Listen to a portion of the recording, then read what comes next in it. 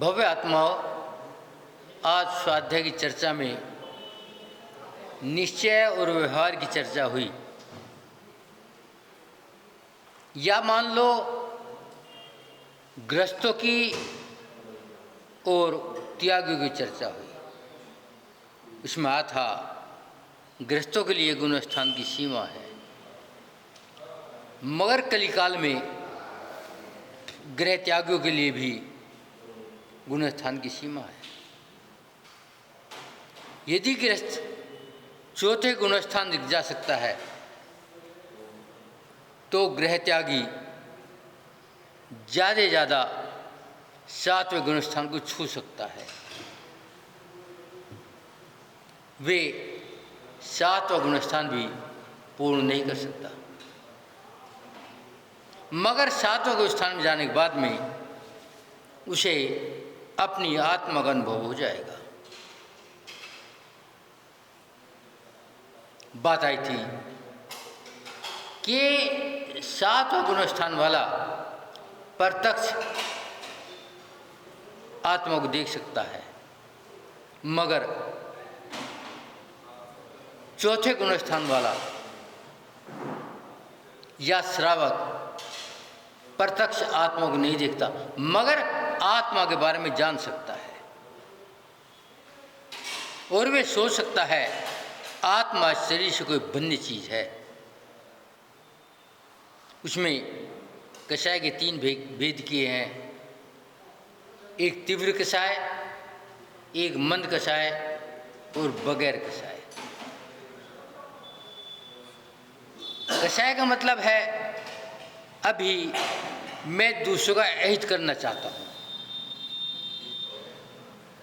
और मंद कषाय का मतलब है मैं अपना भी और पराय का भी अहित नहीं चाहता, और एक कषाय का मतलब है अब मेरे मन में कोई भेदभाव नहीं है। एक सवाल किया, महिला पहले पति से पहले दर्पण देखती है। दर्पण का मतलब क्या था? दर्पण का मतलब विवेक से था, मगर आज विकृति आ गई है, जबकि दर्पण तो पुरुषों को भी महिला को दोनों को दिखना चाहिए, क्योंकि यदि विवेक नहीं है तो क्रिया में सफलता नहीं मिलेगी। मगर हमने दर्पण किसे मान लिया है? जो हमारी आकृति को दिखा दे, और वो बाहरी आकृति जो अंदर की आकृति को दिखा दे उसे विवेक कहते हैं, और जो बाहरी को दिखाते हैं उसे दर्पण कहते हैं। या ये मान लो एक कैमरा है, एक एक्सरे की मशीन है। कैमरा बाहरी शक्ल को लेता है और एक्सरे की मशीन बाहरी को नहीं लेगी, अंदर की क्रिया को लेगी। तो दर्पण का मतलब है बाहरी, और उसका जो अर्थ विवेक है उसका मतलब अंदर की क्रिया। मगर मैंने समझा नहीं क्या कहानी है। जब बात आई थी आजकल आकर्षण, जो संस्कार पड़ गए वहाँ है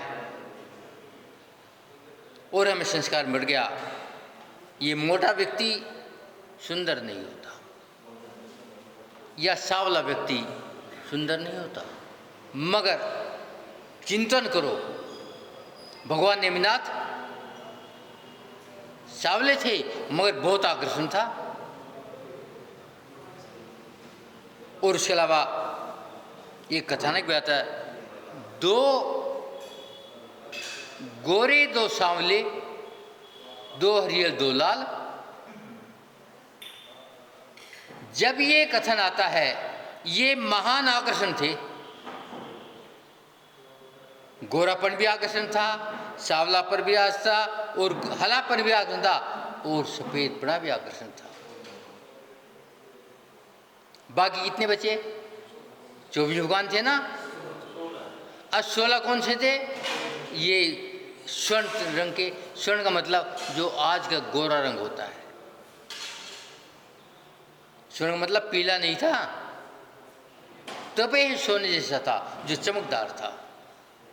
तो ये भी बात उन्नत नहीं है कि कालापन सुंदर नहीं है।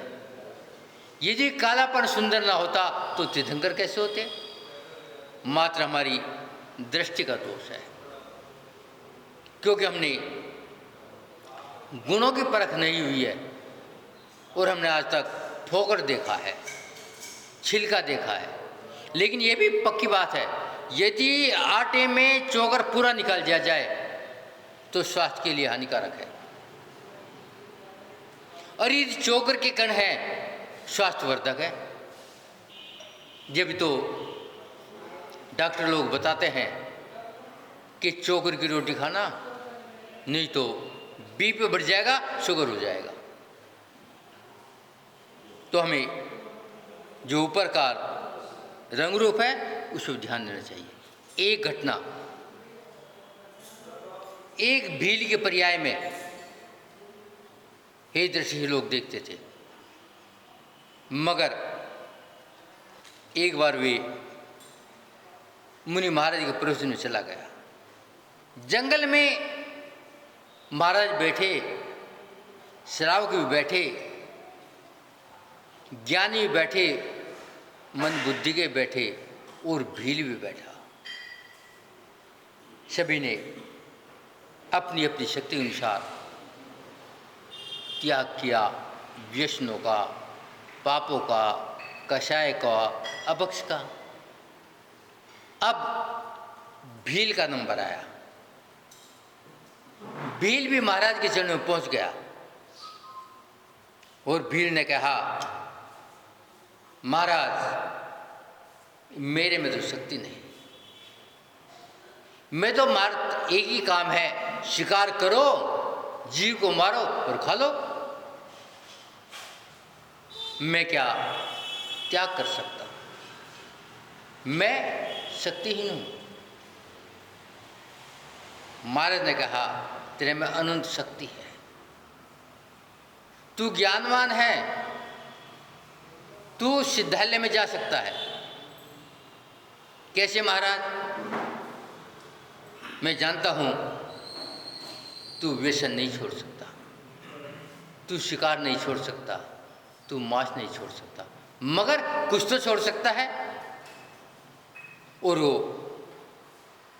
भील जब कुछ छोड़ सकता हूं तो महाराज के चरणों में बैठ गया। महाराज क्या छोड़ सकता हूं?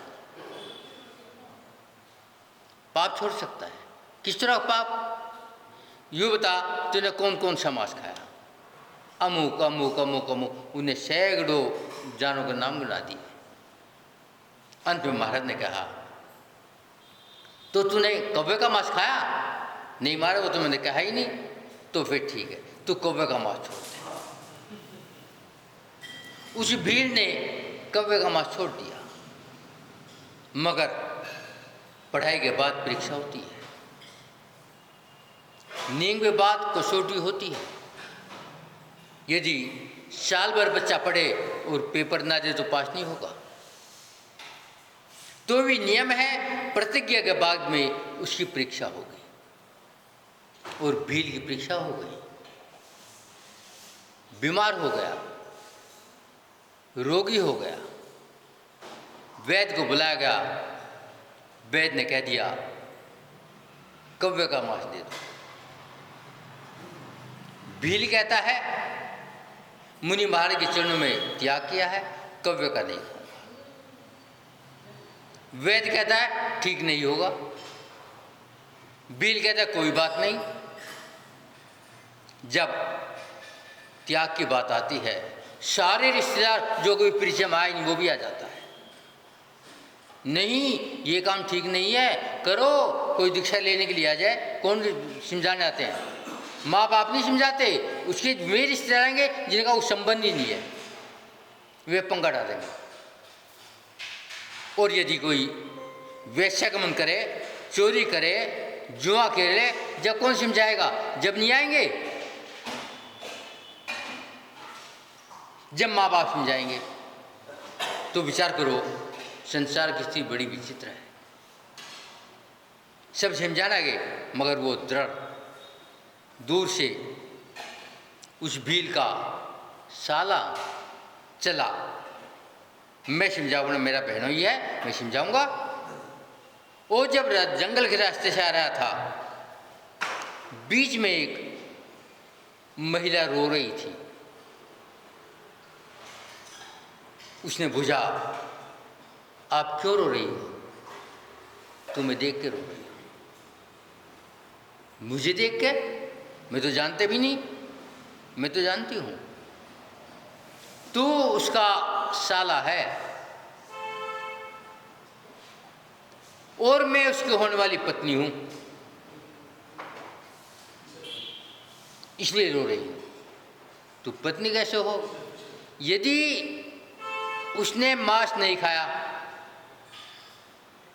तो व्यंतर देव बनेगा, नहीं व्यंतर नहीं, यक्ष देव बनेगा, और मैं उसकी पत्नी बनूंगी। और यदि तूने मांस खिला दिया, वो नरक में जाएगा।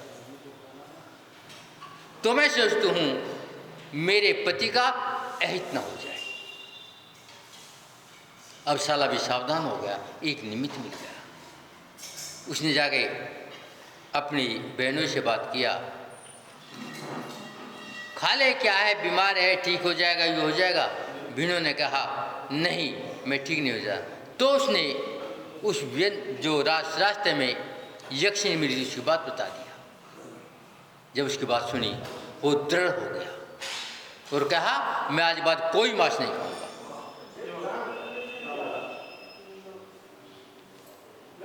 और वे मर करके स्वधर्म स्वर्ग में चला गया, देव बन गया। जब वो आया, फिर रोती पाई, अब क्यों रो रही हो? इसलिए रो रही हूँ, उसने जब कौवे का मांस छोड़ा था तो यक्ष बनना था, लेकिन उन्हें सारे छोड़ दिया, वो स्वधर्म स्वर्ग में चला गया। अब मैं उसका नंबर। तो कहने का मतलब है, यदि हमारा विवेक जाए, यदि हम दर्पण को विवेक में ले लें, तो हमारा सौंदर्य बढ़ जाए, हमारी आत्मा चमक जाए और हम मोक्ष मार्गी हो जाएं।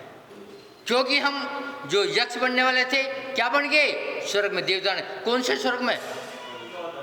स्वधर्म स्वर्ग। और स्वधर्म स्वर्ग में जाने वाला समदृष्टि होता है, मां समदृष्टि नहीं होता। उसके भाव 2-4 से ज्यादा रह ही नहीं सकते, ये भी नियम है। और वे मर करके मनुष्य पर्याय में आ गया। क्या बना? राजा श्रेणी बन गया, मगर श्रेणी बढ़ के दर्पण टूट गया, अर्थात विवेक हो गया। और उसने एक मुनि के गले में सांप डाल दिया, लड़ाकू कुत्ते छोड़ दिए